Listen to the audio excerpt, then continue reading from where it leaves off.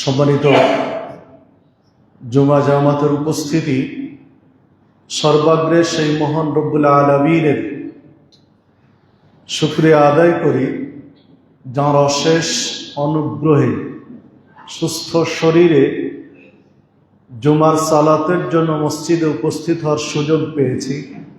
তাই সকলে বলে আলহামদুলিল্লাহ।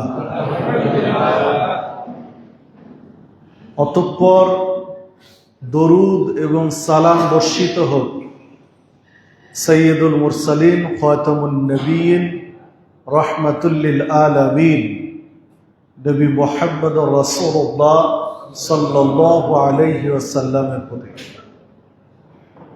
সম্মানিত মুসল্লিবৃন্দ, কোরআনুল কারীমের সূরা হজ 37 নম্বর আয়াত তেলাওয়াত করেছি। রাসূলুল্লাহ সাল্লাল্লাহু আলাইহি ওয়াসাল্লামের বাণীর মধ্য হতে একটি হাদিস পেশ করেছি। এর আলোকে আজকে আমার আলোচনার বিষয় কুরবানির ঐতিহাসিক প্রেক্ষাপট, শিক্ষা এবং লক্ষ্য উদ্দেশ্য। কুরবানি আমাদেরকে কি শিক্ষা দেয়, এর লক্ষ্য উদ্দেশ্য কি হওয়া উচিত এবং তার প্রেক্ষাপট কি, এই বিষয়গুলো নিয়ে আলোচনা করে খুতবার ইতি টানব ইনশাআল্লাহ। ওয়া তাওফীকি ইল্লা বিল্লাহ, আলাইহি তাওয়াক্কালতু ওয়া ইলাইহি উনীব। সম্মানিত দিনী ভাতৃমণ্ডলী, আরবি 12টি মাসের জিলকদ মাস, আজকে জিলকদের 19 তারিখ। ঠিক আর 10 দিন পরে কিংবা 11 দিন পরে জিলহজ, ফজিলতপূর্ণ জিলহজ মাসের চাঁদ উদয় হবে। জিলহজের 10 তারিখে গিয়ে ঈদুল আযহা তথা কুরবানির ঈদ। তো এই যে প্রেক্ষাপটটা কি, তো চলুন আমরা একটু বিশ্লেষণ করি। কুরবানির ইতিহাস যদি আমরা পিছনে ফিরে যাই, তাহলে এটার সূচনা হয়েছে মানব জাতির প্রথম মানুষ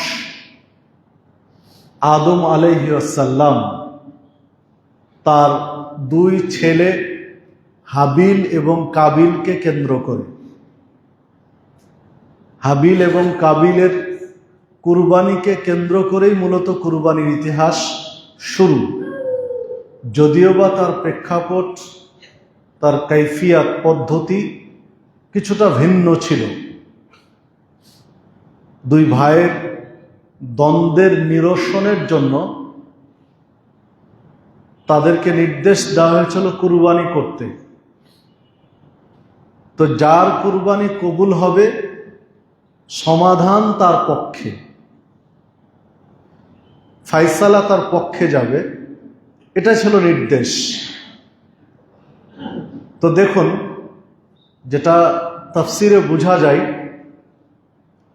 যে কুরবানি করে তারা পাহাড়ের চূড়োয় রেখে আসতেন, যদিও কিছু ইখতিলাফ আছে তাফসির দিয়ে,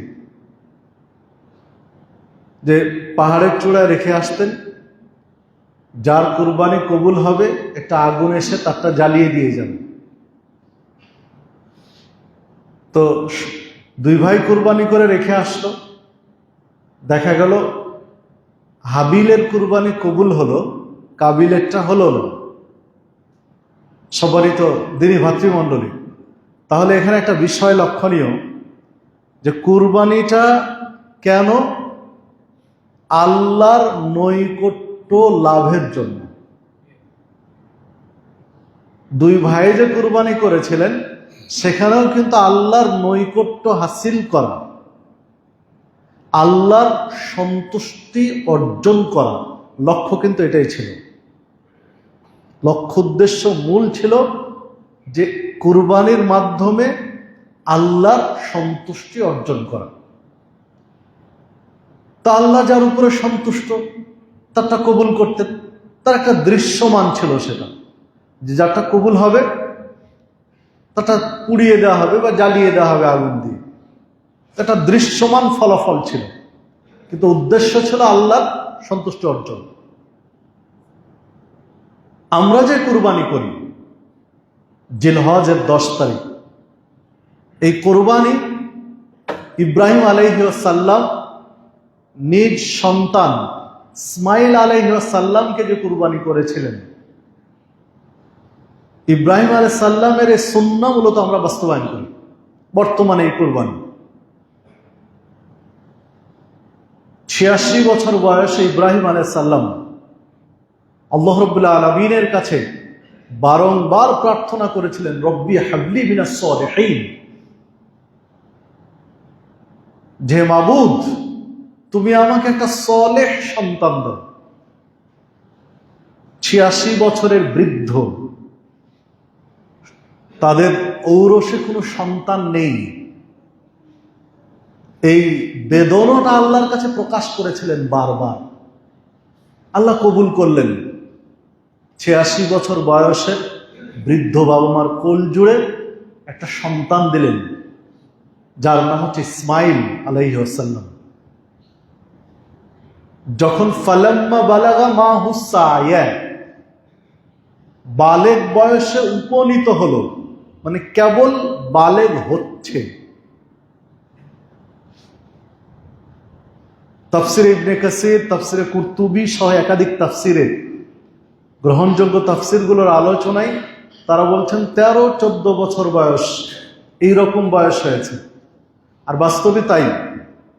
আমাদের দেশের প্রেক্ষাপটের আবহাওয়া জলবায়ু অনুযায়ীও যদি আমরা দেখি, তাহলে সাধারণত 13-14 বছর বয়সেই ছেলে মেয়েরা বালেগ হয় অধিকাংশই। ব্যতিক্রম যেটা সেটা খুবই কম, প্রায় 90% ছেলে মেয়ে 13-14 বছর বয়সে বালেগ হয়ে যায়। তো তাফসিরের মুফাসসিরগণ তাই বলছেন যে মোটামুটি 13-14 বছর বয়স। আর আল্লাহ বললেন ফালাম্মা বালাগা, যখন বালেগ বয়সে উপনীত হলো, তখনকার নির্দেশ ইব্রাহিম আলাইহিস সালাম কলিজার টুকরো 86 বছর বয়সে আল্লাহর কাছে চেয়ে কত প্রার্থনা করে একটা সন্তান পেয়েছেন।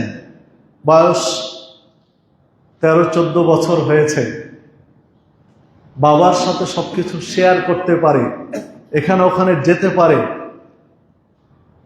এই বয়সে সে আল্লাহ নির্দেশ দিচ্ছেন, বাবা সন্তানকে বলছেন ইন্নী আরা ফিল মানাম আন্নী আযবাহুকা ফানদুর মাযা তারা, আমি স্বপ্নে দেখছি যে তোমাকে কুরবানি করছি, এই ক্ষেত্রে তোমার মতামত কি? বাবা সন্তানকে বলছেন যে আমি দেখছি যে তোমাকে জবেহ করছি, কুরবানি করছি, তো এই ক্ষেত্রে তোমার মতামত কি? তো সন্তান জবাব দিলেন, ইয়া আবাতি ইফআল মা তুমার সাতাজিদুনি ইনশাআল্লাহু মিনাস সাবিরিন, যে আব্বা আপনি যা স্বপ্নে দেখেছেন তা বাস্তবে রূপ দিন, আমাকে সাবিরিন ধৈর্যশীলদের অন্তর্ভুক্ত পাবেন। মানে আপনার নবীদের স্বপ্ন হচ্ছে ওহী সমতুল্য, নবীদের স্বপ্নও কিন্তু ওহী। তো নবী পরিবারের সন্তান, উনি তো বুঝবেন, এটাই স্বাভাবিক, না বুঝার কিছু নেই তার, কারণ তো নবী পরিবারের সন্তান। তা আপনি যা স্বপ্নে দেখেছেন তা বাস্তবে রূপ দিন, মানে আমাকে কুরবানি করুন, আমাকে ধৈর্যশীল পাবেন। মানে আপনার নির্দেশের ব্যতিক্রম আমি ঘটাবো না, আমি দ্বিমত পোষণ করব না, পালিয়ে যাব না ইত্যাদি। মানে আপনি যা স্বপ্নে দেখেছেন বাস্তবে রূপ দিন, আমি ধৈর্যশীল এই ক্ষেত্রে। সম্মানিত দিনী ভাতৃমণ্ডলী, এইখানে এসে ইতিহাস অনেক রকম হয়ে গেছে, অনেক রকম হয়ে গেছে। তার একটা কি, হাত পা বেঁধে দেওয়ার কথা কিছু কিছু মুফাসসির লিখেছেন। ওয়াইজিন যারা, তারা ওয়াজ করেন যে ইসমাইল আলাইহিস সালামকে হাত পা বেঁধে দেওয়া হলো, হাত বেঁধে দেওয়া হলো, পা বেঁধে দেওয়া হলো যেন পালিয়ে না যায়, ইত্যাদি ইত্যাদি। তো এগুলো অবান্তর, ভিত্তিহীন বিষয়। যেখানে আল্লাহর নির্দেশকে শোনার সাথে সাথে মেনে নিলেন যে সাতাজিদুন ইনশাআল্লাহ মিনাস সাবিরিন, আমাকে সবরকারীদের অন্তর্ভুক্ত পাবেন, সেখানে পালিয়ে যাওয়ার প্রশ্নই ওঠেন। হাত পা বেঁধে ফেলে দিতে হবে, এর কোনো প্রয়োজনই পড়ে না। দ্বিতীয়ত, প্রথম দিন স্বপ্ন দেখেছিলেন, তারপরে 100টি উট কুরবানি দিলেন। দ্বিতীয় দিন স্বপ্ন দেখেছিলেন, আবার 100টি উট কুরবানি দিলেন। তৃতীয় দিন স্বপ্ন দেখে আবার 100 উট কুরবানি দিলেন। চতুর্থ দিন স্বপ্ন দেখলেন, তখন ইব্রাহিম আলাইহিস সালাম বুঝলেন যে না, উট কুরবানি দেওয়া হবে না, আমার সন্তান কুরবানি দিতে হবে। এই যে ইতিহাস, এগুলোর কোনো ভিত্তি নেই। এগুলো ইসরায়েলি বর্ণনা। ইসরায়েলি বর্ণনা বলতে বানি ইসরায়েলের কিছু কল্পিত কাহিনী নিয়ে একটা তাফসির আছে। বানি ইসরায়েলের কল্পিত কাহিনী দিয়ে কিছু তাফসির আছে, সেইখান থেকে এগুলো আমাদের সমাজে ঢুকে গেছে। বা উলামায়ে কেরাম তাহকিক না করে, বিশ্লেষণ না করে, এগুলো গভীর পড়াশোনা না করে ওই ইতিহাসগুলো কুরবানির সামনে নিয়ে এসে তুলে এসে বলছেন। এগুলো বলার উদ্দেশ্য সচেতনতার জন্য, যে এগুলো ইতিহাসের সাথে মিলে না। ইব্রাহিম আলাইহিস সালাম স্বপ্ন দেখলেন, ইসমাইলকে বললেন, ইসমাইল আলাইহিস সালাম রাজি হয়ে গেলেন। ইসমাইল আলাইহিস সালামকে কুরবানির জন্য নিয়ে গেলেন। যাওয়ার সময় মিনাতে নিয়ে গেলেন, মিনা প্রান্তরে। যাওয়ার সময় শয়তান 3 বার বিভ্রান্ত করার চেষ্টা করেছিল ইসমাইল আলাইহিস সালামকে। এই জন্য ইব্রাহিম আলাইহিস সালাম শয়তানকে 3 বার পাথর মেরেছিলেন। যখন বিভ্রান্ত করার চেষ্টা করেছে শয়তান, তখন ইব্রাহিম আলাইহিস সালাম পাথর মেরেছেন। তো যেটা হজ্জের সময় হাজিগণ জামারায়ে আকাবা, বড় জামারা, মধ্যম জামারা, ছোট জামারায় পাথর নিক্ষেপ করেন, ওটারই স্মৃতিচারণ। তারপরে গিয়ে কুরবানির জন্য প্রস্তুতি নিলেন। আল্লাহ রাব্বুল আলামিন বলছেন যে পিতা পুত্র যখন আত্মসমর্পণ করলেন, ফেলে দিয়ে যখন ছুরি চালাচ্ছেন, তখন আল্লাহ ডাক দিলেন যে কাদ সাদ্দাকতা রুইয়া, স্বপ্ন তুমি বাস্তবে রূপ দিয়েছ, তোমার স্বপ্নকে তুমি সত্যায়ন করেছ, প্রমাণ করে দিয়েছ। অফাদাইনাহু বিযিবহিন আযীম, আল্লাহ রাব্বুল আলামিন একটা মহান কুরবানি হাদিয়ে দিলেন, একটা মহান কুরবানি হাদিয়ে দিলেন ইব্রাহিম আলাইহিস সালামকে। ওয়া তারাকনা আলাইহি ফিল আখিরিন, এবং পরবর্তী প্রজন্মের জন্য এই সিলসিলা জারি রেখে দিলেন। যেটা বলার জন্য আমি ইতিহাসটা বলছিলাম,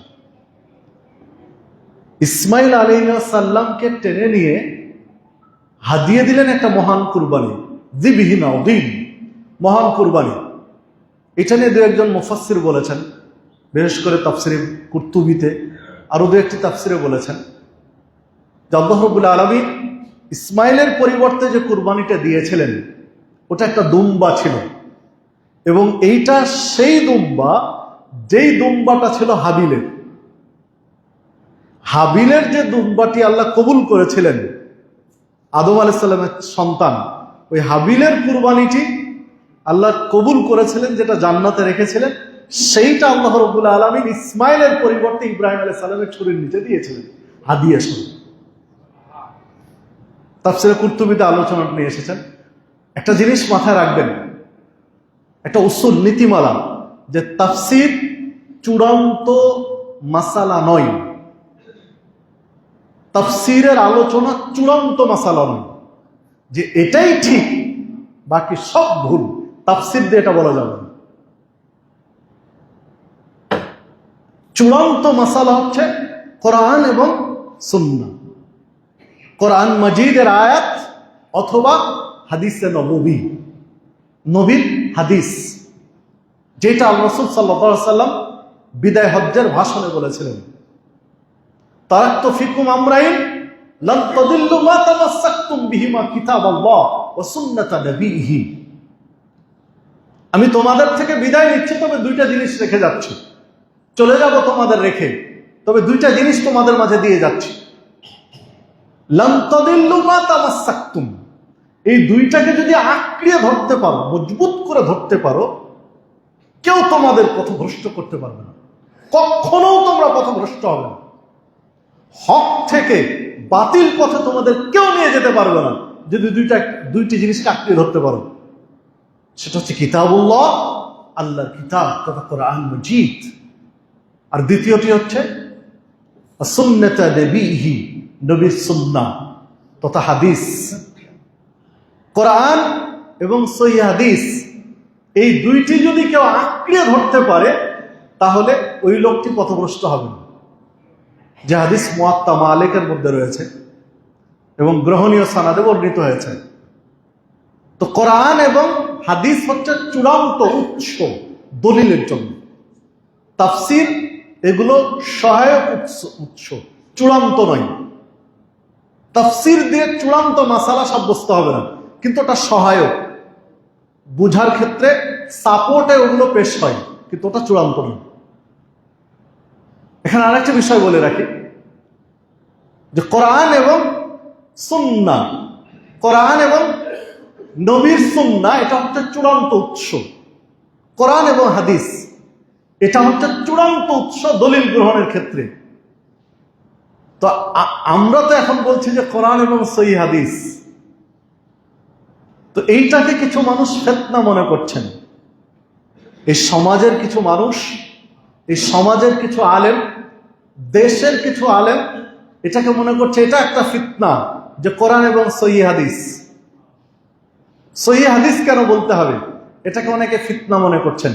এটা একটু ক্লিয়ার হওয়া দরকার, আমাদের জানা থাকা দরকার, যেন তাদের পাল্টা জবাবগুলো দিতে পারি। দেখুন, সহিহ হাদিস কেন আপনাকে বলতে হবে বা বলা উচিত বা প্রয়োজন কেন? সহিহ বুখারীতে একটি হাদিস রয়েছে, 3609 নম্বর হাদিস সহিহ বুখারী। আবু হুরায়রা রাদিয়াল্লাহু আনহু হাদিস বর্ণনা করেছেন, রাসূলুল্লাহ সাল্লাল্লাহু আলাইহি ওয়াসাল্লাম বলেছেন, লা তাকুমুস সাআহ হাত্তা ইউবআথা দাজ্জালুনা কাযাবুনা করিবাম মিন 30। রাসূলুল্লাহ সাল্লাল্লাহু আলাইহি ওয়াসাল্লাম বলেছেন যে ওই দিন পর্যন্ত কিয়ামত অনুষ্ঠিত হবে না। কিয়ামত হবে না ওই দিন পর্যন্ত যেই দিন অন্তত 30 জন মহা মিথ্যাবাদী দাজ্জাল প্রকৃতির লোক এই পৃথিবীতে না আসবে। দাজ্জালুনা কাযাবুন, দাজ্জাল প্রকৃতির মহা মিথ্যাবাদী লোক অন্তত 30 জন, তালাতুন 30 জন না আসা পর্যন্ত কিয়ামত হবে না। এই 30 জন দাজ্জাল প্রকৃতির মহা মিথ্যাবাদী, এই লোকগুলোর পরিচয় কি? কি দেখে বোঝা যাবে যে এই লোকগুলো মহা মিথ্যাবাদী? দাজ্জাল প্রকৃতির লোকেরা মহা মিথ্যাবাদী। কি দিয়ে চেনা যাবে ওদেরকে? আল্লাহ রাসূল সাল্লাল্লাহু আলাইহি ওয়াসাল্লাম বলছেন, কুল্লুহুম ইয়াজউমু আন্নাহু রাসূলুল্লাহ। এই লোকগুলো প্রত্যেকেই দাবি করবে যে নিশ্চয় আমি আল্লাহর রাসূল। নাউযুবিল্লাহি মিন যালিক। মানে এই লোকগুলো নিজেকে রাসূল দাবি করবে যে নিশ্চয় আমি আল্লাহর রাসূল। এই মিথ্যাবাদী 30 জন ভণ্ড রাসূল দাবিদার লোক না আসা পর্যন্ত কিয়ামত হবে না। সম্মানিত দিনী ভাতৃমণ্ডলী, এইখানে একটা বুঝার বিষয় রয়েছে। আল্লাহর বাণী কোরআন, কোরআনুল কারীম হচ্ছে আল্লাহর বাণী, আর হাদিস হচ্ছে রাসূলের বাণী। আল্লাহর বাণী কোরআন, রাসূলের বাণী হাদিস। তো রাসূলের বাণী হাদিস, আর কিয়ামতের আগে আল্লাহ রাসূল সাল্লাল্লাহু আলাইহি ওয়াসাল্লামের মৃত্যুর পর থেকে কিয়ামত হওয়া পর্যন্ত 30 জন রাসূল আসবেন, মিথ্যাবাদী রাসূল। তো রাসূল মিথ্যাবাদী, রাসূল হচ্ছে মিথ্যাবাদী 30 জন। তো রাসূলের বাণী হাদিস যারা নিজেকে রাসূল দাবি করবে তারা তো হাদিস বলবে, ওদের হাদিসগুলো কি হবে? ওই হাদিসগুলো জাল। আমি বুঝাতে পারলাম কিনা জানি না। 30 জন রাসূল, রাসূল তো জাল। যেমন গোলাম আহমদ কাদিয়ানী, ভারত উপমহাদেশের রাসূল দাবিদার একজন ব্যক্তি ছিল গোলাম আহমদ কাদিয়ানী, তো কি জাল রাসূল। তো তার যে বাণী, সে যে হাদিসগুলো বলেছে, বানিয়ে বানিয়ে হাদিস রচনা করে বলেছে, তার হাদিসগুলো তো জাল। রাসূলই তো জাল, তো তার বাণী তো জাল হবেই। তো যেহেতু জাল রাসূল একজন দুইজন নয়, 30 জন জাল রাসূল এই দুনিয়াতে আসবে। হাদিস তো সহিহ বুখারী, কোরআনের পরে দলিল হিসাবে সহিহ বুখারী সবার আগে, সর্বাধিক প্রাধান্য পাবে সহিহুল বুখারী দলিল হিসাবে, হাদিস সহিহ বুখারী। তো 30 জন জাল রাসূল যেহেতু আসবে, এই জাল রাসূলের হাদিসগুলো এমনিতেই জাল হবে। এই জন্য হাদিস বলার ক্ষেত্রে আমরা বলে থাকি কোরআন এবং সহিহ হাদিস, মানে ওই জাল, জয়ীফ, ওই বাতিল হাদিসগুলো বাদ দিতে হবে। এক। দ্বিতীয়ত আরেকটি বিষয়, এই শব্দটার প্রচলন, সহিহ হাদিস, কোরআন এবং সহিহ হাদিস, এই শব্দটার প্রচলন আজকের নয়, এটা বহু আগের প্রচলন। বহু আগের প্রচলনের মধ্যে একটা প্রচলন ইমাম আবু হানিফা রাহিমাহুল্লাহ, তিনি 80 হিজরিতে জন্মগ্রহণ করেছেন আর মৃত্যুবরণ করেছেন 150 হিজরিতে। রাসূলুল্লাহ সাল্লাল্লাহু আলাইহি ওয়াসাল্লাম মৃত্যুবরণ করেছেন 10ম হিজরিতে, আর আবু হানিফা রাহিমাহুল্লাহ জন্মগ্রহণ করেছেন 80 হিজরিতে। মানে রাসূলুল্লাহ সাল্লাল্লাহু আলাইহি ওয়াসাল্লামের মৃত্যুর 70 বছর পরে ইমাম আবু হানিফা রাহমাতুল্লাহ আলাইহি জন্মগ্রহণ করেছেন। সাহাবীদের শেষ সাহাবী মারা গেছেন কোন সালে, এটা নিয়ে মতনৈক্য রয়েছে। কেউ বলেছেন 99 হিজরিতে, আর কেউ বলেছেন 110 হিজরি পর্যন্ত সাহাবীরা বেঁচে ছিলেন। সবচেয়ে বয়স প্রাপ্ত সাহাবী বেঁচে ছিলেন 110 হিজরি পর্যন্ত মতামত পাওয়া যায়। এই দৃষ্টিকোণ থেকে কেউ ইমাম আবু হানিফাকে তাবি, কেউ তাবে তাবি বলেছেন, কেউ তাবি বলেছেন, কেউ তাবে তাবি বলেছেন। যারা তাবি বলেছেন এদেরকে আবার রদ করেছেন যেন উনি তাবি হবেন না, কারণ ডিস্টেন্স ছিল এবং দূরত্বের কারণে সাহাবীদের সাক্ষাৎ পাননি। এই মর্মে অনেক আলোচনা রয়েছে, যাকগে সেটি আমার আলোচনার বিষয় নয়। আমি যেটা বলতে চাচ্ছি যে রাসূলুল্লাহ সাল্লাল্লাহু আলাইহি ওয়াসাল্লামের মৃত্যুর 70 বছর পরে ইমাম আবু হানিফা রাহিমাহুল্লাহ জন্মগ্রহণ করেছেন, মৃত্যুবরণ করেছেন 150 হিজরিতে। আর এখন 1447 হিজরি, আজকে 19 জিলকদ 1447 হিজরি। মানে এখন থেকে প্রায়, যে কওলটা আমি বলতে চাচ্ছি সেই কওলটা এখন থেকে প্রায় 1300 বছর আগের ইমাম আবু হানিফা রাহমাতুল্লাহ আলাইহি তিনি একটা কথা বলেছিলেন তার ছাত্রদেরকে, ইদা সাহহাল হাদিস ফাহুয়া মাজহাবি।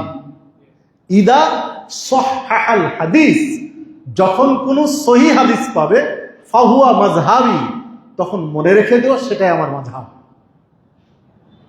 এটা ইমাম আবু হানিফার কওল।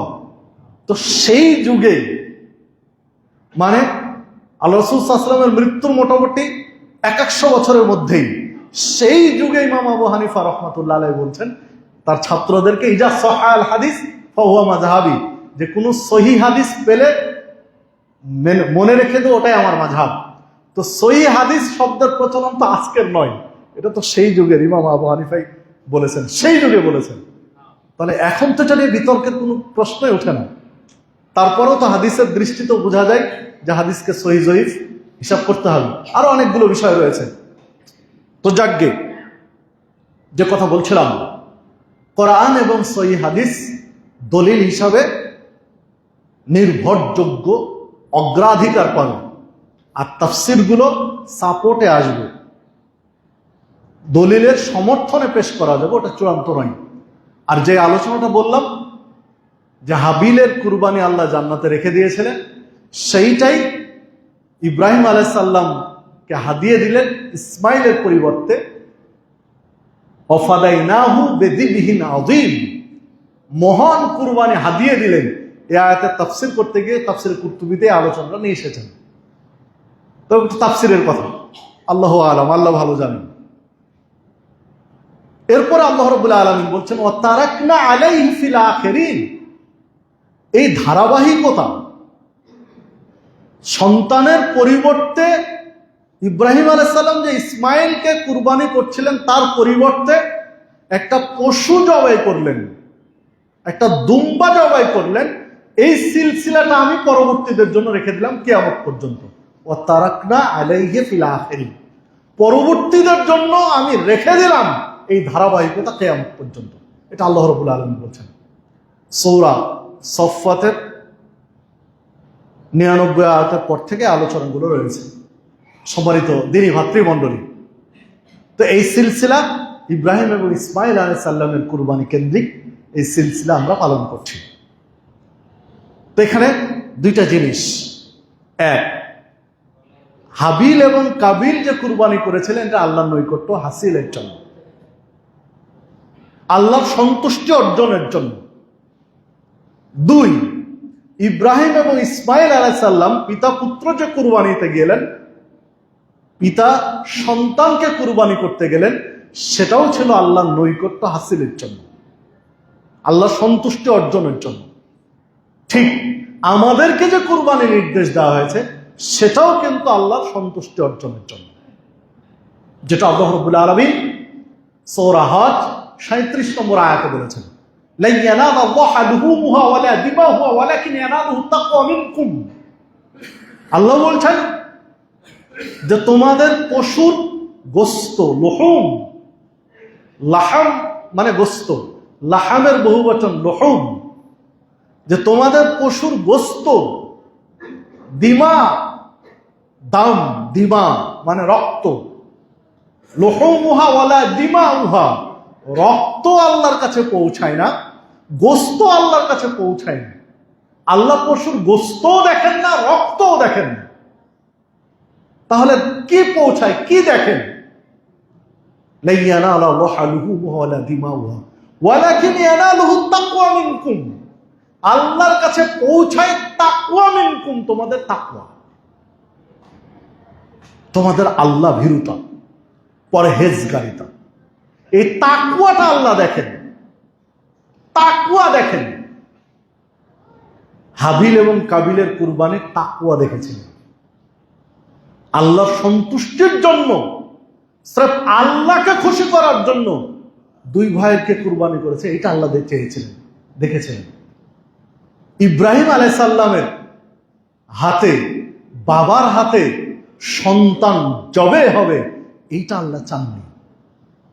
আল্লাহ চেয়েছিলেন ইব্রাহিম আলাইহিস সালামের কলিজাটা দেখতে, ইব্রাহিম আলাইহিস সালামের তাকওয়া দেখতে চেয়েছিলেন। যদি সন্তান জবে হয় দেখতে চাইতেন তাহলে তো জবাই হতো ইসমাইল আলাইহিস সালাম। ইসমাইল আলাইহিস সালাম সেদিন যদি জবাই হয়ে যেতেন পিতার হাতে পুত্র, তাহলে আজকের ইতিহাস যে কোন দিকে যেত আল্লাহ ভালো জানেন। তা আল্লাহ তো চাননি বাবার হাতে সন্তান জবে হবে, আল্লাহ চেয়েছিলেন ইব্রাহিম আলাইহিস সালামের অন্তরটা দেখতে, তার তাকওয়াটা দেখতে চেয়েছিলেন। ঠিক আপনারা আমারও তাকওয়াটা দেখতে চেয়েছেন। পশু কত বড়, ওজন কত হবে, গোশত কত হবে, রক্ত কত বেশি হবে, এইটা দেখতে চাননি। আল্লাহ তো বলছেন ওয়ালাকিন ইয়ানালুহু তাকওয়া মিনকুম, তোমাদের তাকওয়াটা আমার কাছে আসে, তাকওয়া আসে, গোশত রক্ত নয়। তাহলে আপনারা আমারও তাকওয়া দেখতে চেয়েছেন, আপনারা আমার তাকওয়াটা আল্লাহ দেখতে চেয়েছেন। সহিহ মুসলিমের মধ্যে একটি হাদিস রয়েছে, রাসূলুল্লাহ সাল্লাল্লাহু আলাইহি ওয়াসাল্লাম বলেছেন, ইন্নাল্লাহা লা ইয়ানজুরু ইলা সুওয়ারিকুম ওয়া আমওয়ালিকুম। আল্লাহ তোমাদের সূরা চেহারা দেখেননি, কারো চেহারা আল্লাহ দেখেননি, কার চেহারা কত সুন্দর এইটা আল্লাহ লক্ষ্য করেন না, দেখেন না। কারো সম্পদ আল্লাহ দেখেন না, যে কার সম্পদ, প্রতিপত্তি, কার কত বেশি সম্পদ রয়েছে এটা আল্লাহ দেখেন না। ওয়ালাকিন ইয়ানজুরু ইলা কুলুবিকুম ওয়া আমালিকুম। আল্লাহ দেখেন দুইটা জিনিস, তোমাদের কলব, অন্তর, আর তোমাদের আমল। কার অন্তরটা স্বচ্ছ পরিশুদ্ধ, স্রেফ আল্লাহর সন্তুষ্টির জন্য কে কুরবানি করছো, কে ইবাদত করছো, এই অন্তরটা আল্লাহ দেখেন। আর দেখেন কি আমল, যে আমলটা করছো আমলটা সলেহ না সলেহ নয়, আমলটা সঠিক না সঠিক নয়, আমলটা শুদ্ধ না ভুল, এইটা দেখেন। অন্তর দেখেন আর আমল দেখেন। আর তাকওয়ার স্থান হচ্ছে অন্তর। রাসূলুল্লাহ সাল্লাল্লাহু আলাইহি ওয়াসাল্লাম সাহাবীদের এক বৈঠকে বলেছিলেন, আত-তাকওয়া হাহুনা ইশারা ইলা সাদরিহি সালাসাতা মাররাত। তিনবার নিজের বুকের দিকে দেখিয়ে, আল্লাহ রাসূল সাল্লাল্লাহু আলাইহি ওয়াসাল্লাম নিজের বুকের দিকে দেখিয়ে তিনবার বলেছিলেন, তাকওয়া এইখানে, তাকওয়া এইখানে, তাকওয়া এইখানে। তাকওয়া এটা মানুষকে দেখানোর জিনিস নয়। আমার তাকওয়া কত বেশি এটা মানুষকে দেখাবেন, এই দেখানোর জিনিস নয়, এটা শোনানোর জিনিস নয়। তাকওয়া, তাকওয়ার স্তর কত বেশি এইটা আল্লাহ দেখেন, আল্লাহ মাফ করতে পারেন, মানুষ নয়। বিধায় সামনে কুরবানি আসছে, কুরবানিতে তাকওয়াটা ঠিক করেন, অন্তরটা পরিশুদ্ধ করেন, নিয়ত পরিষ্কার করেন, ফ্রেশ করেন, ওইটা আল্লাহ দেখবেন। সেটাই দেখেছিলেন হাবিলের ক্ষেত্রে, সেটাই দেখেছিলেন ইব্রাহিম আলাইহিস সালামের ক্ষেত্রে। ইব্রাহিম আলাইহিস সালাম তাকওয়ার পরীক্ষায় বিজয় হয়ে গেলেন, ইসমাইলকে টেনে নিয়ে দিয়ে দিলেন একটা দুম্বা কুরবানিতে দিয়ে দিলেন। তাকওয়ার পরীক্ষায় বিজয় হয়েছেন, দিয়ে দিয়েছেন। আপনার আমারও দিয়ে তাকওয়াটাই দেখবেন। হ্যাঁ, আল্লাহ আপনার আমার উপর রহম করেছেন, এই গোস্তগুলো খাওয়ার সুযোগ দিয়েছেন, আলহামদুলিল্লাহ। আল্লাহ আপনার আমার ইজ্জত রক্ষা করেছেন। যদি দৃশ্যমান হয়ে যেত, হাবিল এবং কাবিলের মতো যদি দৃশ্যমান হয়ে যেত কার কুরবানি কবুল হচ্ছে আর কার কুরবানি কবুল হচ্ছে না, তাহলে মহা বিপদে পড়ে যেতাম। দিনান দিন হাতে নাতে যদি কুরবানি দেওয়ার পরেই যদি বোঝা যেত যে একটা একটা কুরবানি হয়েছে আর একটা হয়নি, যেটা হাবিল কাবিল বুঝতে পেরেছিলেন যে কার হলো কার হলো না, এইটা যদি আমাদের ক্ষেত্র রেখে দিতেন তাহলে ইজ্জত থাকতো না, মানুষের কাছে তো মুখ দেখাতে পারতাম না, অধিকাংশ মানুষে হেরে যেতাম। আল্লাহ আপনার আমার সাক্ষাৎ অপমান থেকে আল্লাহ হেফাজত করেছেন, আলহামদুলিল্লাহ। এইটা রক্ষা করতে হবে। আল্লাহ আপনার আমার সম্মান টিকিয়ে রেখেছেন, এই সম্মানটা বিচারের মাঠেও রক্ষা করতে হবে। তাকওয়ার বহিঃপ্রকাশ ঘটে। দুনিয়াতে আল্লাহ অপমানের হাত থেকে বাঁচিয়েছেন, বিচারের মাঠেও যেন অপমানের হাত থেকে বাঁচা যায়। এই জন্য আপনার আমার তাকওয়াটা ঠিক করতে হবে। দেন আপনার সাধ্য আছে, সাধ্য অনুযায়ী আপনি গরু দিবেন না ছাগল দিবেন না ভেড়া দিবেন না দুম্বা দিবেন না উট দিবেন, একটা দিবেন না 100টা দিবেন, আপনি নির্ধারণ করেন, সমস্যা নেই। আপনার অ্যাবিলিটি আছে, সামর্থ্য আছে, আপনি দেন। তবে তাকওয়াটা ঠিক করেন, তাকওয়াটা পরিশুদ্ধ করেন। যে আল্লাহ যেমন অপমানের হাত থেকে দুনিয়াতে বাঁচিয়েছেন, যেন বিচারের মাঠেও অপমানের হাত থেকে বাঁচা যায়, এই জন্য তাকওয়া পরিশুদ্ধ করেন। একই জিনিস, কুরবানি দিলেন একটা গরু, আপনার তাকওয়া নিয়ত পরিশুদ্ধ করে। আর একজন কুরবানি দিলেন একটা গরু লৌকিকতার জন্য, রিয়া, যে অমুকের চেয়ে আমার গরু বড়, আমার প্রতিদ্বন্দ্বী তার চেয়ে আমারটা ভালো, এই যে মানসিকতা, এই রিয়ার জন্য দিলেন। একই কুরবানি, একই খরচ, একই পরিশ্রম, সবই ঠিক আছে, স্রেফ নিয়ত এলোমেলো হওয়ার কারণে, নিয়তে গড়মিল হওয়ার কারণে, তাকওয়া না থাকার কারণে একজনের কবুল হবে আর একজনের হবে না। একজন এই কুরবানির বিনিময়ে জান্নাতের পথ সহজ হবে, আর একজন এই কুরবানি করার কারণে জাহান্নামের পথ সহজ হবে। তাহলে একই খরচ, একই পরিশ্রম, একই কাজ, কেন জাহান্নামের খড়ি হবে? যেহেতু আপনি আমি মুসলিম, মুসলিম মানে আত্মসমর্পণকারী, আল্লাহর বিধানের কাছে আত্মসমর্পণকারী, বিধায় তাকওয়াটা পরিশুদ্ধ জরুরি, তাকওয়াটা ফ্রেশ হওয়া জরুরি আপনার আমার জন্য। দ্রুত দাঁড়াতেই হবে। সবাই জানি জাহান্নাম উদ্বোধন করা হবে আলেমদের দিন, এটা সবার জানা কথা। আল্লাহ জাহান্নাম উদ্বোধন করবেন আলেমদেরকে দিয়ে, কথা সত্য। সহিহ বুখারীর আলোচনা, হাদিসটার সারসংক্ষেপ বলি, আপনিও বুঝতে পারবেন। আল্লাহ রাব্বুল আলামিন বিচারের মাঠে একটা পর্যায়ে কারি, আলেম, কোরআনের হাফেজ ডাক দিবেন। ডাক দিয়ে বলবেন যে আমি তোমাকে ইলম দিয়েছিলাম, কোরআনের হাফেজ হওয়ার সুযোগ দিয়েছিলাম, তুমি কি করেছো? তো বলবে মাহবুব, আমার এই ইলম বিতরণ করেছি, তোমার কালাম তেলাওয়াত করে মানুষকে শুনিয়েছি, মানুষকে তোমার দিকে ডেকেছি, আহ্বান জানিয়েছি।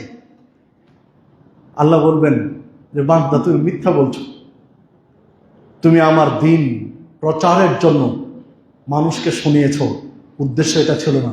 উদ্দেশ্য ছিল মানুষ তোমাকে বড় আলেম বলবে, মানুষ তোমাকে বড় কারি বলবে, শ্রেষ্ঠ কারি বলবে। উদ্দেশ্য ছিল এইটা, মানে লোক দেখানো আর রিয়া, এই প্রবণতা তোমার মধ্যে ছিল। বিধায় তুমি মানুষের কাছে যা চেয়েছিলে, বড় কারি, বড় আলেম, ভাইরাল হতে চেয়েছিলে, মানুষ তোমাকে ভাইরাল করেছে। বিধায় আজকে তোমার জন্য কিছু নেই। ফেরেশতাদেরকে বলবেন একদম হাত পা ধরে ছুঁড়ে জাহান্নামে নিক্ষেপ করে দেওয়া হবে। আল্লাহ রাব্বুল আলামিন একজন শহীদকে ডাকবেন, দিয়ে বলবেন যে তুমি দুনিয়াতে আমার জন্য কি করেছো? তো লোকটি বলবে, মাহবুব, তুমি আমাকে যে শক্তি সামর্থ্য দিয়েছিলে, আমি এই শক্তি সামর্থ্য পুরোটাই তোমার পথে ব্যয় করেছি। আমি যুদ্ধে গিয়েছি, জেহাদ করেছি, জীবনের মায়া না করে ঝাঁপিয়ে পড়েছি, যুদ্ধ করতে করতে শেষ বিন্দু রক্ত থাকা পর্যন্ত আমি যুদ্ধ করে আমি শহীদ হয়েছি। আল্লাহ রাব্বুল আলামিন বলবেন, বান্দা, তুমি মিথ্যা বলছো, তুমি আমার জমিনে আমার দিন প্রতিষ্ঠার জন্য যুদ্ধ করবে, এটা তোমার নিয়ত ছিল না, উদ্দেশ্য এটা ছিল না। তোমাকে বড় যোদ্ধা বলা হবে, বীর যোদ্ধা বলা হবে, শ্রেষ্ঠ যোদ্ধা বলা হবে, উদ্দেশ্য ছিল এটা। বেকায়দায় পড়ে তুমি মারা গেছো, শহীদ হয়ে গেছো।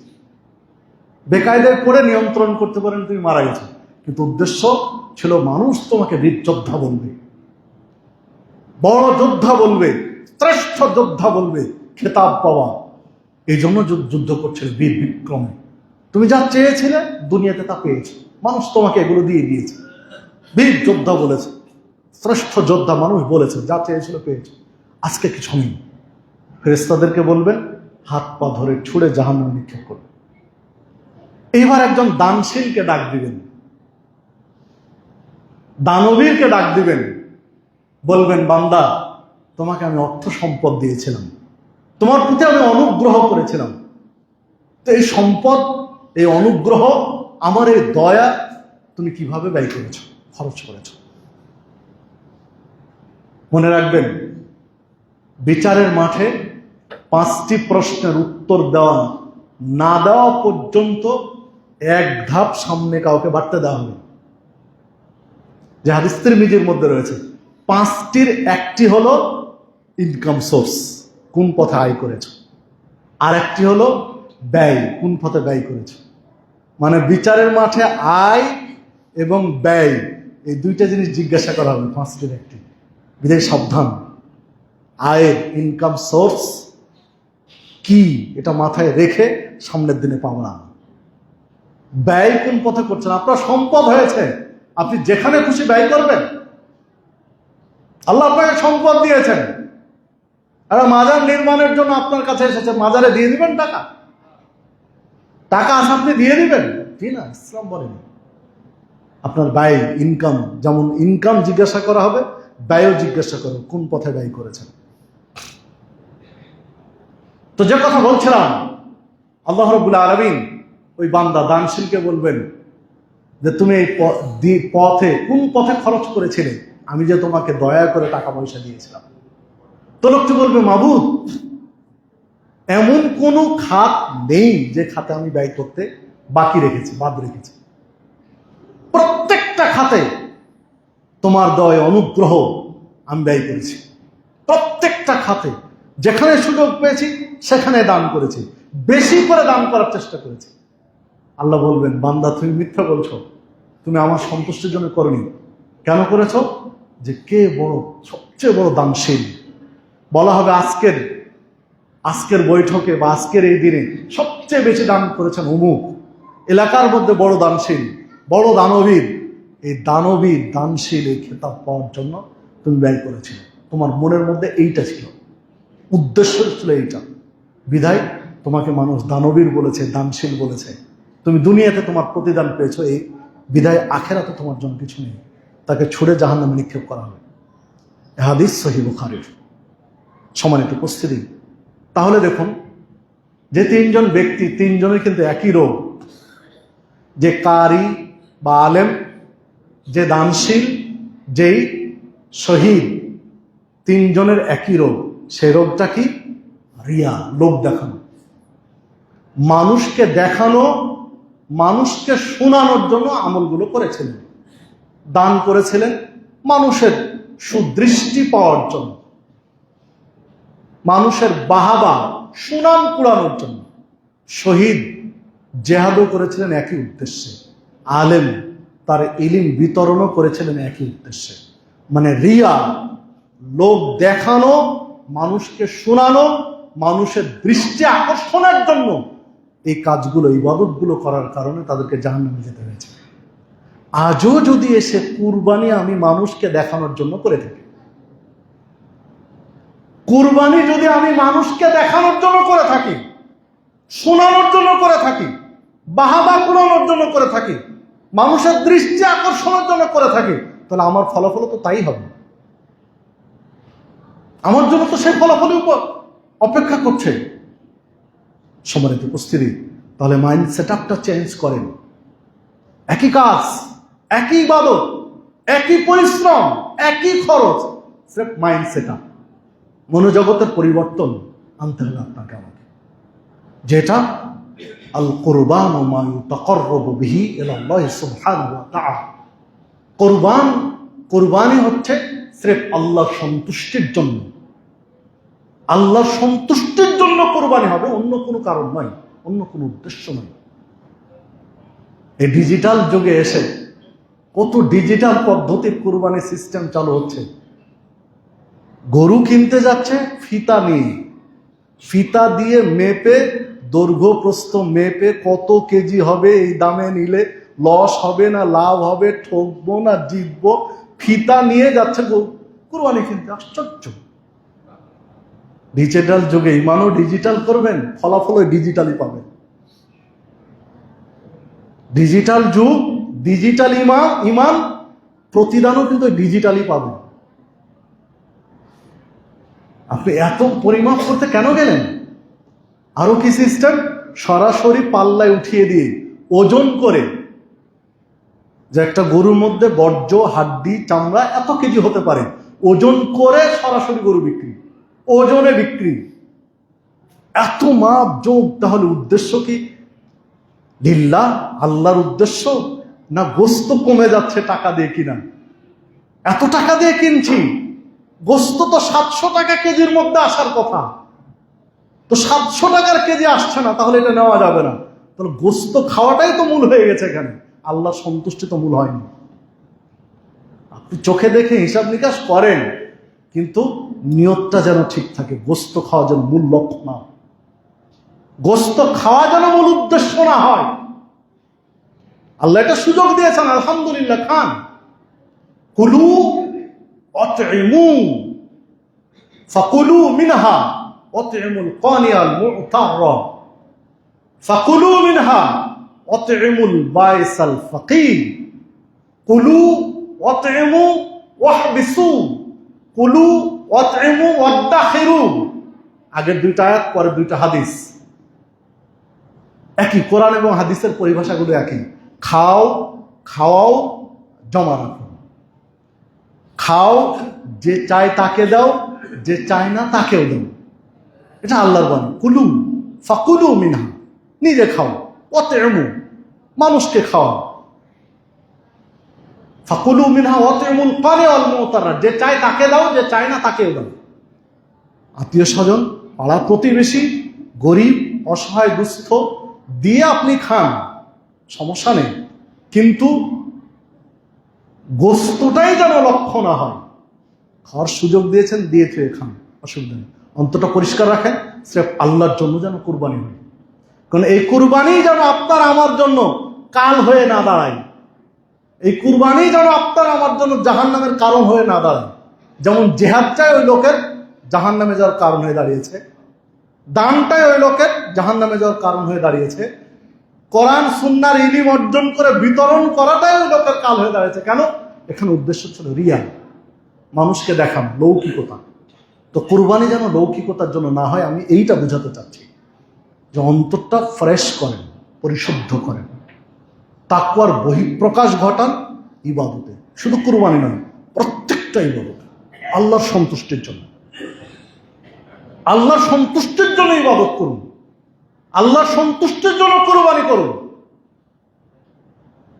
রমাজানের সিয়ামও ছিল কিন্তু আল্লাহর সন্তুষ্টি, তাকওয়ার জন্য।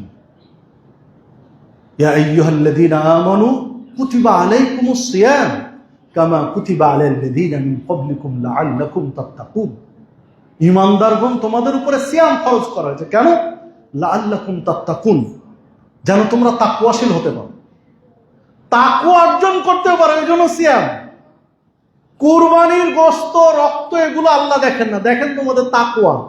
তাহলে কুরবানিরও উদ্দেশ্য তাকওয়া, সিয়ামেরও উদ্দেশ্য তাকওয়া, তাকওয়াটা আল্লাহ দেখেন।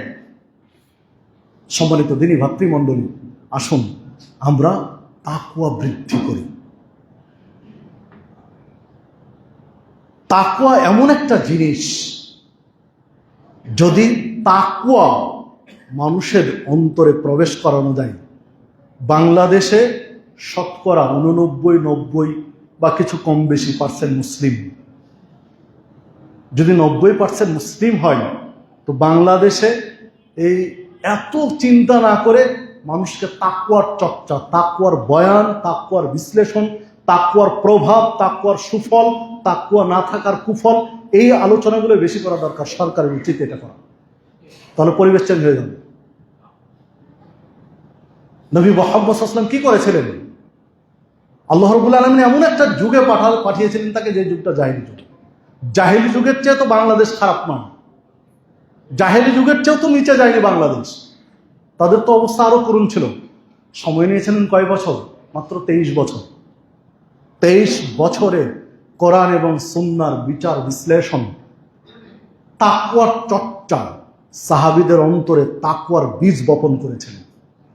ফল দাঁড়ালো কি? আমূল পরিবর্তন। লোকগুলো এমন পরিবর্তন হলো সাহাবায়ে কেরাম, যে 23 বছর আগে যারা ছিল জাহেলি যুগ, 23 বছর পরে হলো তারা স্বর্ণ যুগ, সোনালী যুগ। পৃথিবীর ইতিহাসে আজ পর্যন্ত সেই রকম যুগ এখনো কেউ প্রতিষ্ঠা করতে পারেনি, যা নবী মুহাম্মদ সাল্লাল্লাহু আলাইহি ওয়াসাল্লাম মাত্র 23 বছরে করেছিলেন। মাত্র 23 বছর করেছিলেন।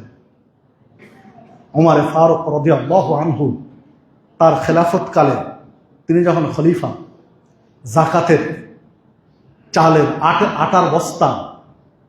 আটার বস্তা নিয়ে এলাকায় বের হয়েছেন, যে কার আটা লাগবে, যাকাতের আটা আছে, কার আটা লাগবে নিয়ে যাও।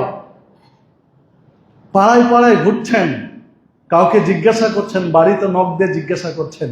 গরিব বাড়ি, দরিদ্র বাড়ি দেখে, গেটআপ দেখে বোঝাচ্ছে লোকটা গরিব, নখ দিয়ে জিজ্ঞাসা করছেন যে আটা আছে যাকাতে, লাগলে নিয়ে যাও। ভিতর থেকে লোকটি বলছে যে না, আমাদের লাগবে না, আমার বাড়িতে খাবার আছে, অন্য বাড়িতে দিন। যে আটার বস্তা নিয়ে বের হয়েছেন, ঘুরে আটার বস্তা এসে আবার রাষ্ট্রীয় কোষাগারে জমা হয়েছে। নেওয়ার লোক নেই, নেওয়ার লোক নেই। এখনো দুম্বা আসে, হাজিরা যে কুরবানি করেন, এই দুম্বাগুলো প্রসেসিং হয়ে মুসলিম রাষ্ট্রগুলোতে, অপেক্ষাকৃত দরিদ্র মুসলিম রাষ্ট্রগুলোতে পাঠানো হয়।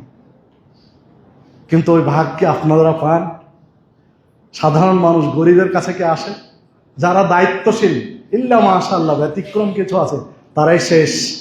এটা কি আইন দিয়ে এই পরিবর্তন আনতে পারবেন? আইন দিয়ে এগুলো সম্ভব?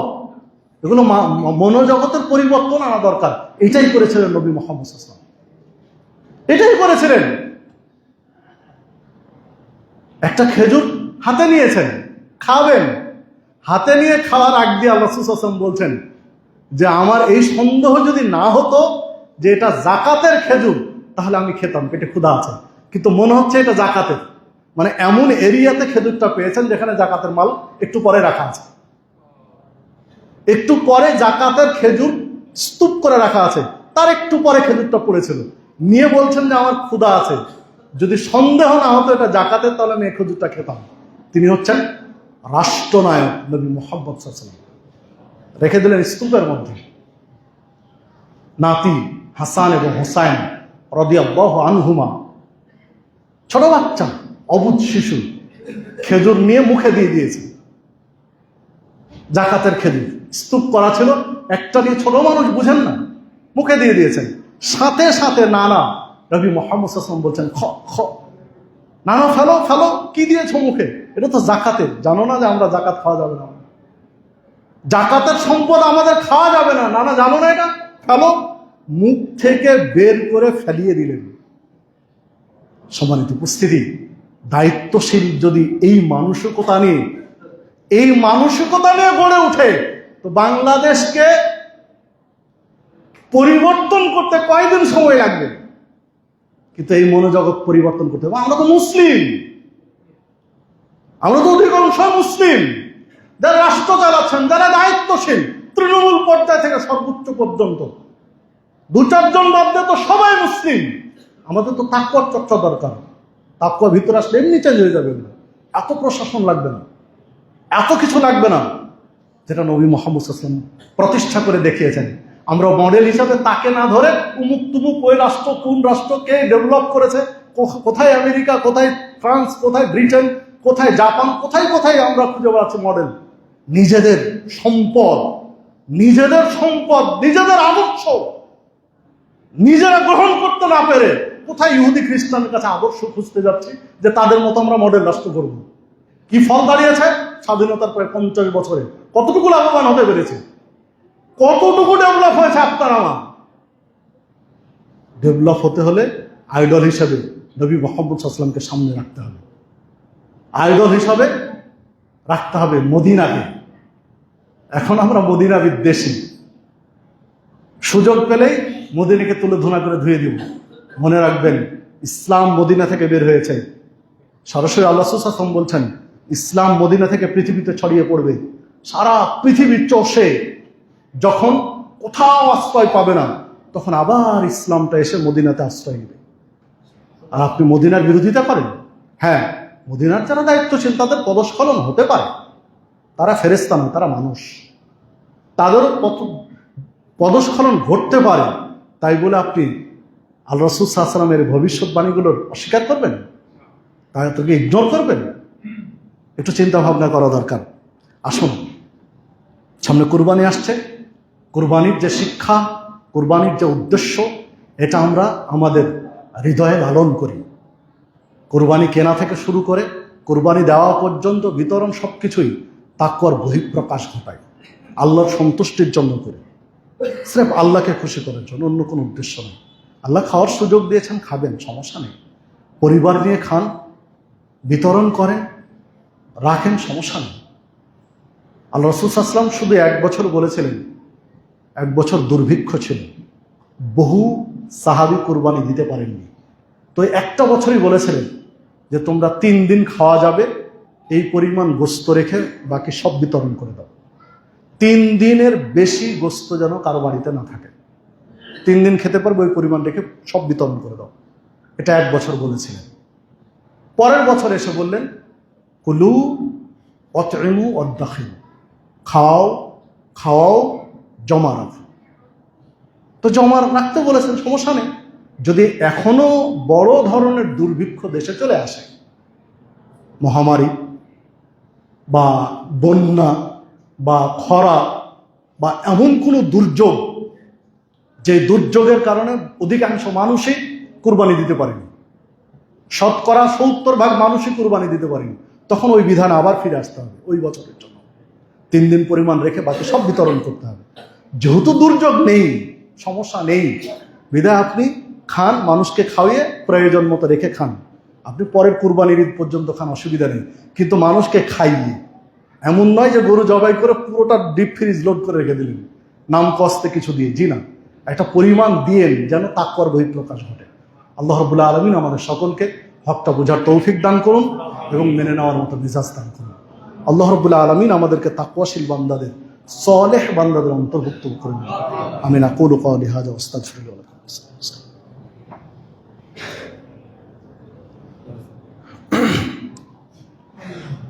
نحمده ونصلي على رسوله الكريم.